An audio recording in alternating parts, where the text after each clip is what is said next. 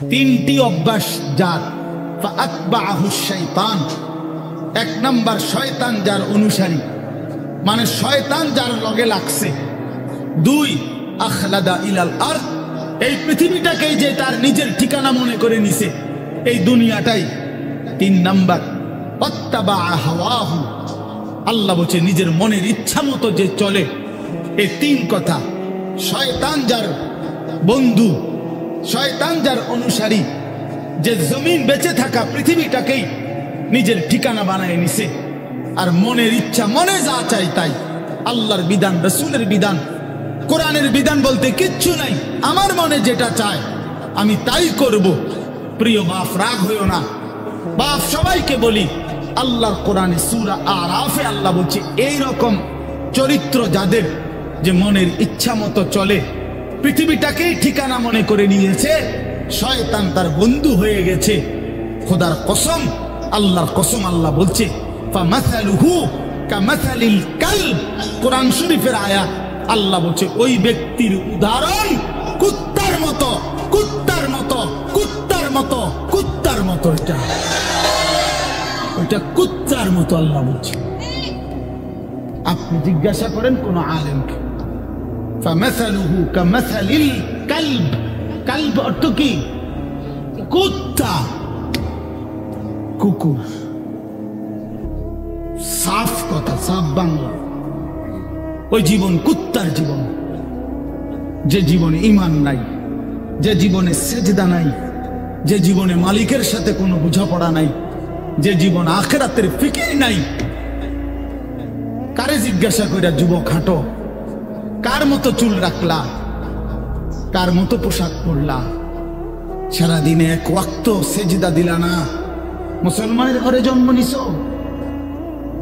এই নাফরমান মুসলমান, মায়ের দুধ খাইছো নাফরমান।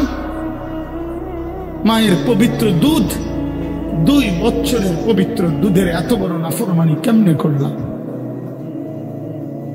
কেমনে করলা বাপ? মায়ের 9 মাসের গর্ভকে এভাবে অপমান করলা। 1 মা 9 মাস ধরে তোমারে গর্ভে ধারণ করছে, 1 মা তোমারে 2টা বছর বুকের দুধ খাওয়াইছে। তুমি সারাদিন 16 বছর বয়সে, 18 বছর বয়সে মোবাইল টিপবা আর নারীর ছবি দেখবার, উলঙ্গ দৃশ্য দেখবা। এই জন্যই মায়ে তোমারে দুধ খাওয়াইছিল। তোমার বাপ আজকে 16 বছর বিদেশ থাকে, এই জন্য মাথার ঘাম পায়ে ফেলে 12 ঘন্টা 14 ঘন্টা ডিউটি কইরা এক একটা টাকার মধ্যে, এক একটা রিয়ালের মধ্যে প্রবাসীর ঘামে যেন বীজা ডুবা, ঘামের মধ্যে ঘাম দিয়া মুছা, এক একটা রিয়াল, এক একটা টাকা। আমি প্রতি বছর হজ উমরায় গেলে তো প্রবাসীদের রোমে রোমে যাই, বিদেশিদের কামরায় কামরায় যাই। আমরা এমনি আমার দেশের মানুষগুলোর কাছে যাই, আমি খুব যাই। তো এরা বলে কয় যে হুজুর আজ 16 বছর 32 বছর সৌদি আরব জেদ্দাতে, এই মানুষটা তার 32টা বছর জীবনের বউ বাচ্চা থুইয়া জেদ্দা সৌদি আরব কাটায় দিল। তার জীবনের আর সুখ কি বলে? এই বেচারার জীবনের আর সুখটা কোথায়? এই মানুষগুলোর জন্য সে তার জীবনটা শেষ করে দিল। বিনিময় আইসা যদি দেখে স্ত্রীও বেপর্দা, মেয়েও বেপর্দা, ছেলেটাও নামাজ পড়ে না, আল্লাহ চিনে না, নামাজ চিনে না, রাত দিন মোবাইল, নারী, ছবি, নাটক, সিনেমা, বেপর্দা জিন্দিগি, বাজারে বাজারে ঘুরা। আহা বন্ধু, তাহলে এই বেচারার এই 16 বছরের 32 বছরের মেহনত এই মাকসাদ বাপ। তোমার বাপের এত বড় কষ্ট দিও না বাপ। মায়ের দুধের এত বড় বেইজ্জতি কইরো না। মায়ের গর্ভের এ পরিমাণ বেইজ্জতি। আমি একটা ঘটনা শুধু বলি।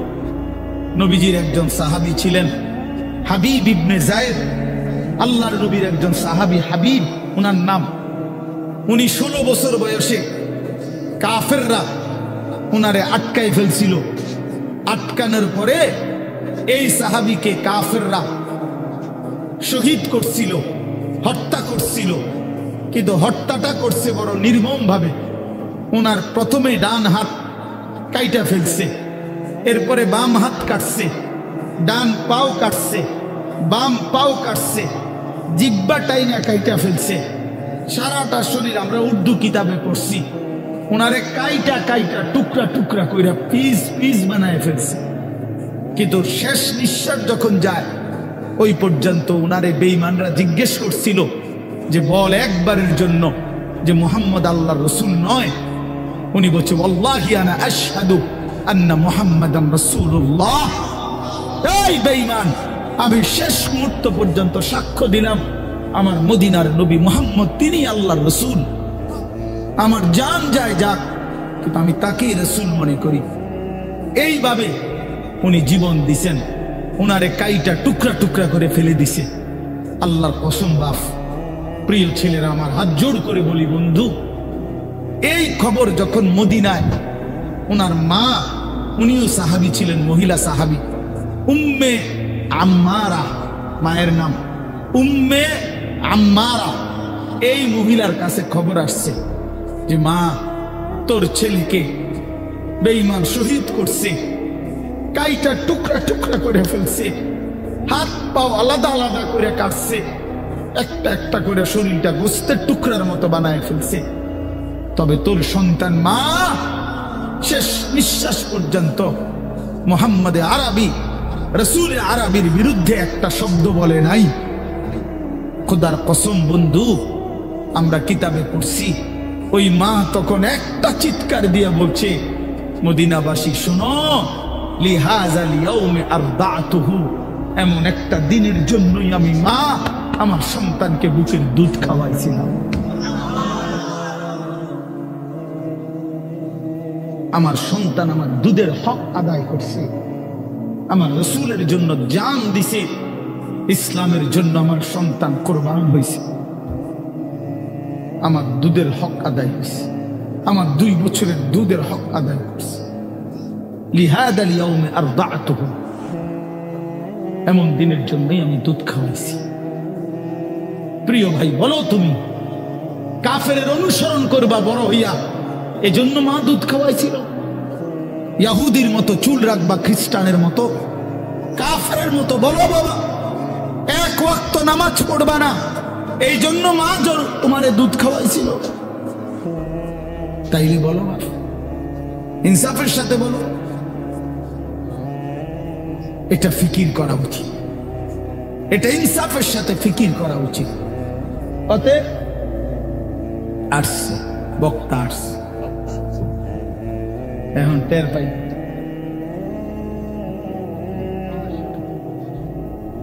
যে কারো পরিচিতি, কারো জনপ্রিয়তা, এটা তেমন কিছুই না, এটা কোনো বিষয়ই না, আসলেই কোনো বিষয় না। এটা 10 জনের সামনে আল্লাহর কথা বললে আর 10,000-এর সামনে বললে এখানে সফলতা ব্যর্থতার কিছু নেই। যে 10 জনের কাছে বলছে দেখে উনি ব্যর্থ, আর 10,000-এর কাছে বলাতে উনি সফল না, এমন কিছু কোরআন সুন্নাহর মধ্যে নাই। বরঞ্চ আল্লাহ পাক গ্রহণ করলেন কিনা, আখিরাতে আল্লাহর কাছে গ্রহণযোগ্য হলো কিনা, কবুল করলেন কিনা, এটা হলো দেখার বিষয়। এটা দেখার বিষয়। উপস্থিত হয়েছে 10 লাখ, কিন্তু মনে করেন আল্লাহ তাআলা গ্রহণ করলেন না, তো কোনোই মূল্য হলো না। আবার উপস্থিত হয়েছে 10 জন, আল্লাহ তাআলা এই 10 জনকেই পছন্দ করলেন, এই বান্দার কথাটাকেই মহব্বত করলেন, কবুল করলেন, তো সে অনেক দাম, সে অনেক দাম। এই জন্য প্রিয় ভাই, জনপ্রিয়তা কোনো বিষয় না, সুনাম সুখ্যাতি কোনো বিষয় নয়, বিষয় হলো আল্লাহর কাছে গ্রহণযোগ্য হওয়া, আল্লাহ তাআলার কাছে কবুল হওয়া।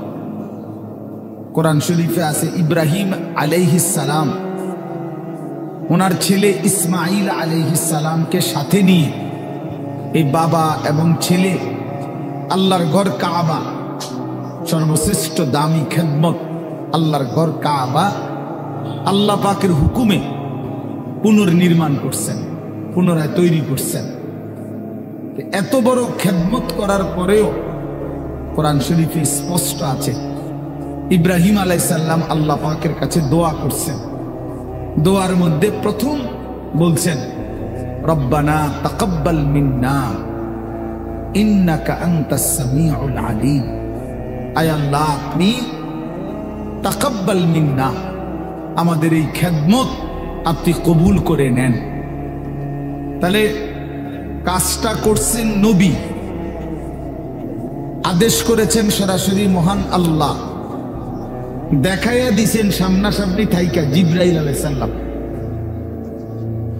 তাইলে যেখানে আল্লাহ তাআলা বললেন, জিবরাইল দেখাইয়া দিল সামনে থাইকা, ইব্রাহিমের মতো নবী যে কাজটা করল, এরপরেও এত দামি বিষয়, এরপরও ইব্রাহিম আলাইহিস সালাম আল্লাহ পাকের কাছে বিনয়ের সাথে বলছেন, আল্লাহ আপনি কবুল করে নেন।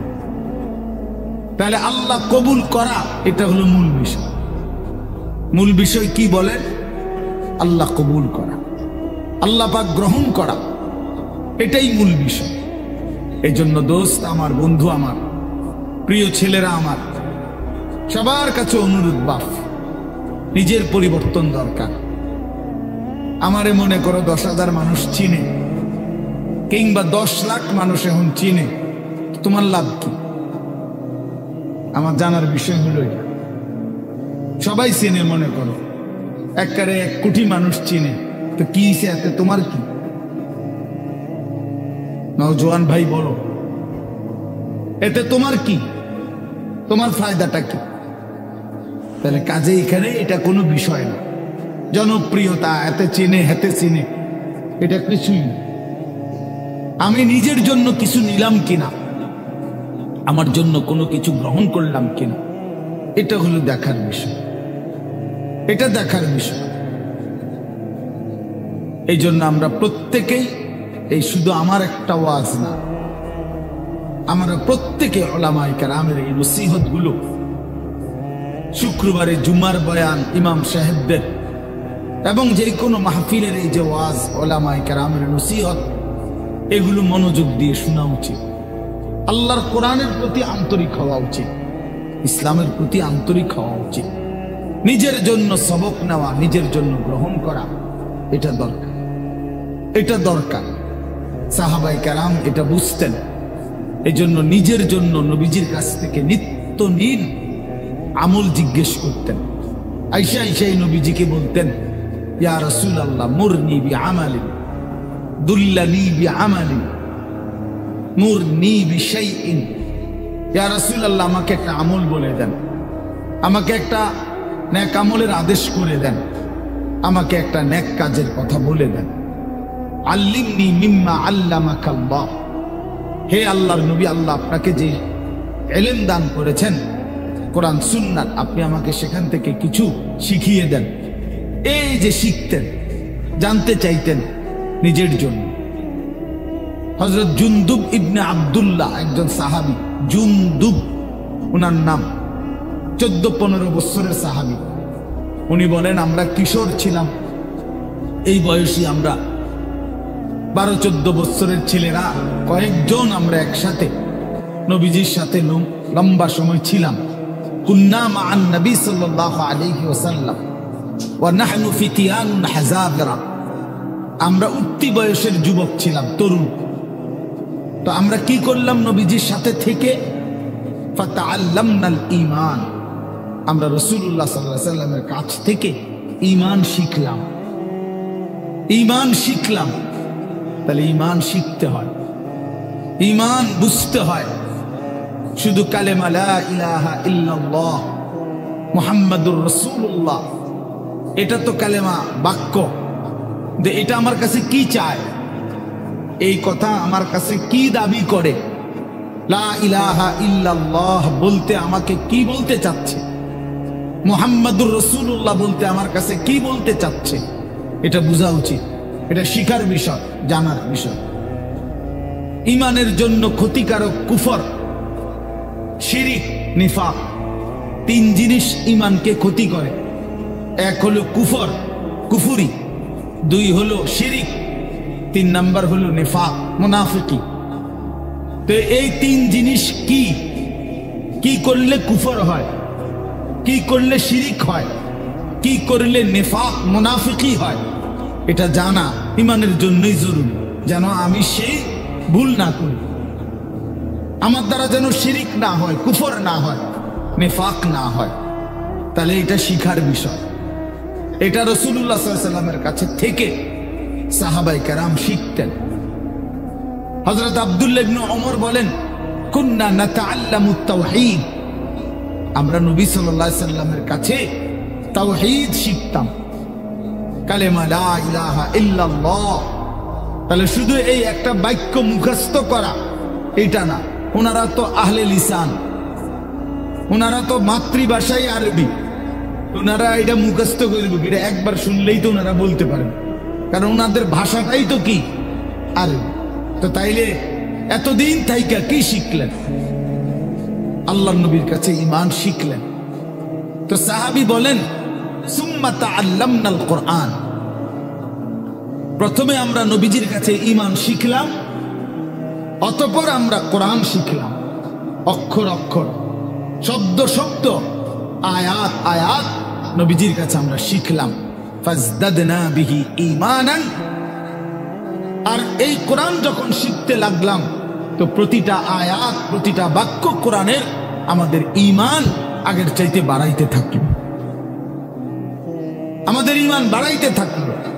ওয়া ইদা তুলিয়াত আলাইহিম আয়াতুহু যাদাতহুম ঈমানা, আল্লাহ বলছে মুমিনের সিফাত এটা। ঈমানদার তাকে বলে যার সামনে যখন আল্লাহর কোরআন পড়া হয় তার ঈমান আগের চাইতে বেড়ে যায়, ঈমান বেড়ে যায়, ঈমান বেড়ে যায়। ওয়া ইদা সামিউ মা উনজিলা ইলার রাসূল তারা আ'য়ুনাহুম তাফীদু মিনাদ দাম'i মিম্মা আরাফু মিনাল হক। আল্লাহ তাআলা কোরআনে বলেন, বন্ধু আপনার সাহাবীদের দিকে তাকায়া দেখেন,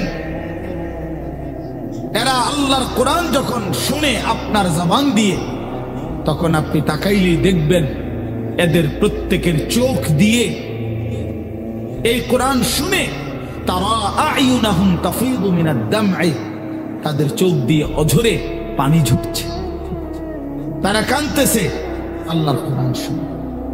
এই যে দ্বীন শিখছে, কোরআন বুঝছে, আল্লাহর কাছ থেকে, রাসূলুল্লাহ সাল্লাল্লাহু আলাইহি ওয়াসাল্লামের কাছ থেকে শিখছে। এই জন্য দোস্ত, আমরা অনেক মানুষ আছি বছরের পর বছর, দিনের পর দিন মসজিদের ইমাম সাহেব জুমার বয়ান করে, কেউ পাত্তা দেয় না, বেচারার বয়ান বেচারাই করে, বয়স্ক লোক বসে বসে জুরায়, আর কিশোর তরুণ নওজোয়ান পিছনে বসে খামখেয়ালি গাফলতি দুষ্টামি করে। তাদের দিলের মধ্যে ইবলিস শয়তানে বসায় দিছে যে হুজুরদের এসব কথা তোদের জন্য না, এগুলোর মধ্যে কিছু নাই, এগুলো কোরআন হাদিসের কথা, এগুলো হুজুররা, এগুলো উনাদের ব্যক্তিগত বিষয়, তোদের জন্য না।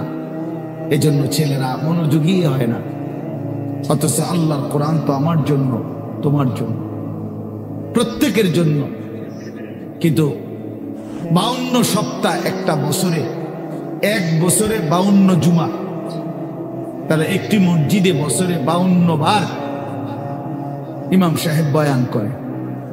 40-50 মিনিটও যদি গড়ে বয়ান করে, একজন বক্তাও এতটুকুই বয়ান করে, 1 ঘন্টা, সোয়া ঘন্টা, 50 মিনিট, 1 ঘন্টা।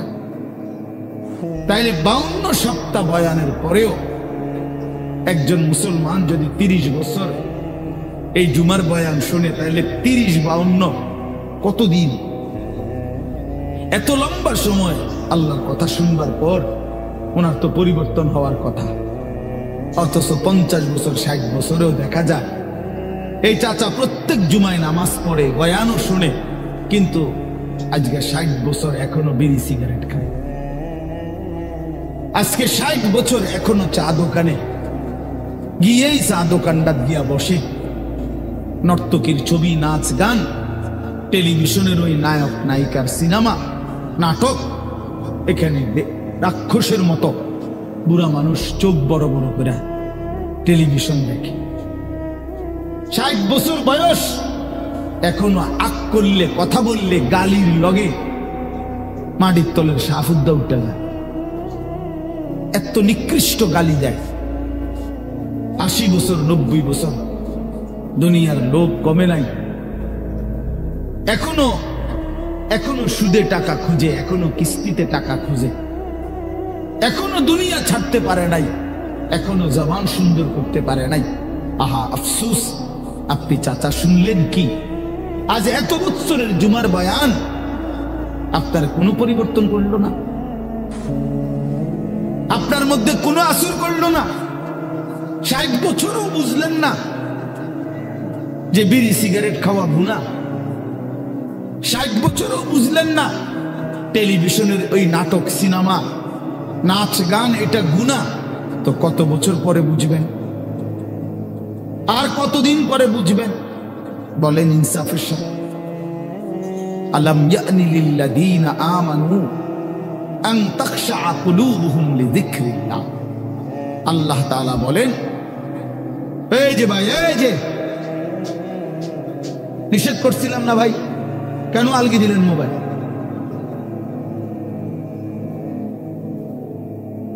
আল্লাহ তাআলা বলেন, আলাম ইয়ানি লিল্লাযীনা আমানু আন তাখশা কুলুবুহুম লিযিকরিল্লাহ। আল্লাহ বলেন, বান্দা, ঈমানদার মুমিন, আমি আল্লাহর ভয়ে তোমার দিলটা আমার স্মরণে, আমার বন্দিগি, আমার জিকিরের জন্য তোমার মনটা নরম হওয়ার সময় আজও কি হয়নি? বলো বাবা, কিশোর নওজোয়ান, তোমরা 365 দিনের এক বছরে কোনদিন যে ফজরের নামাজ কোনদিন পড়লা না, প্রিয় ভাই বলো, তুমি কি তাহলে আর কোনদিন নামাজ পড়বা না? তুমি তাহলে সিদ্ধান্তই নিয়ে নিছো আর কোনদিন ফজরের নামাজ পড়বা না? তাইলে মুমিন কি এভাবে হেরে যায়? ইমানদার কি এভাবে আল্লাহকে ত্যাগ করে দেয়? মুসলমানের সন্তান কি এভাবে আল্লাহকে প্রত্যাখ্যান করে? বলে 30 বছর ধরে যিনি সুদ খান, এই সুদখোর হারামখোর, তাকে জিজ্ঞেস করি, বাপ তুমি নাফরমান হারামখোর, আর কোনদিন ছাড়বা না? এটা কোনদিন আর ছাড়বে না? যার স্ত্রী বেপর্দা, চিনি বলুক, জিজ্ঞাসা করেন, কোনদিন গুনাহ ছাড়বে না? এই জন্য দয়া করে ভাবা দরকার। প্রিয় নওজোয়ান, বয়স্ক বাবা, সবাইকেই বলি, কোন দিন ছেড়ে দিবেন? বলে কি সিদ্ধান্ত নিছেন? আখিরাতের ব্যাপারে আসলে কি বুঝলেন? পরকালের ব্যাপারে ফয়সালাটা আসলে কি? আখিরাত বলতে কি বুঝলেন?